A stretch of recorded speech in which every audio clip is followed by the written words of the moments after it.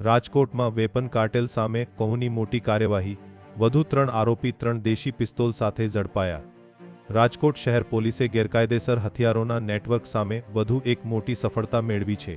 શહેર પોલીસની prevention of crime branch કૌ એ ગેરકાયદેસર હથિયારોનું વેચાણ કરતી કથિત વેપન કાર્ટેલ વધુ 3 આરોપીઓને 3 દેશી બનાવટની પિસ્તોલ સાથે ઝડપી પાડી કાયદેસરની કાર્યવાહી હાથ ધરી છે. અષાઢી બીજની રથયાત્રા દરમિયાન શહેરમાં કાયદો અને વ્યવસ્થા જળવાઈ રહે તે માટે પોલીસે આ કાર્યવાહી કરી હતી.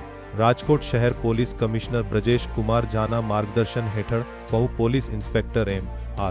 કોંડલિયાની ટીમે અગાઉ આ જ કાર્ટેલના 8 આરોપીઓ પાસેથી 21 દેશી બનાવટના હથિયારો અને 32 જીવતા કારતૂસ જપ્ત કર્યા હતા.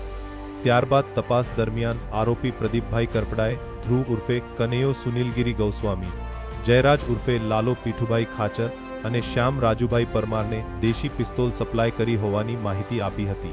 માહિતીના આધારે પોલીસે 3 આરોપીઓને ઝડપી પાડ્યા હતા. તેમની પાસેથી 3 દેશી બનાવટની પિસ્તોલ અંદાજિત 30,000ની કિંમતનો મુદ્દામાલ કબજે કરવામાં આવ્યો છે. પોલીસે જણાવ્યું કે આ કાર્યવાહી બાદ અત્યાર સુધી વેપન કાર્ટેલ સાથે સંકળાયેલા કુલ 11 આરોપીઓની ધરપકડ કરવામાં આવી છે. તેમની પાસેથી કુલ 24 દેશી બનાવટના હથિયારો અને 32 જીવતા કારતૂસ જપ્ત કરવામાં આવ્યા છે. પકડાયેલા આરોપીઓમાં જયરાજ ઉર્ફે લાલો પીઠુભાઈ ખાચર સામે હત્યાના પ્રયાસ, મારામારી, એટ્રોસિટી તેમજ પ્રોહિબિશન એક્ટ સહિતના ગંભીર ગુનાઓ અગાઉથી નોંધાયેલા હોવાનું પોલીસ તપાસમાં સામે આવ્યું છે. સમગ્ર કાર્યવાહી કૌ પોલીસ ઇન્સ્પેક્ટર એમ.આર. ગોંડલિયા, ઓબીપી ત્રાજિયા આર.કે.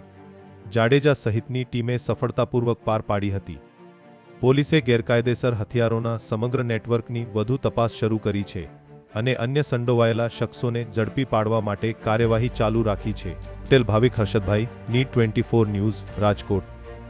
पूरी खबर देखने के लिए नीट 24 न्यूज़ को सब्सक्राइब करें।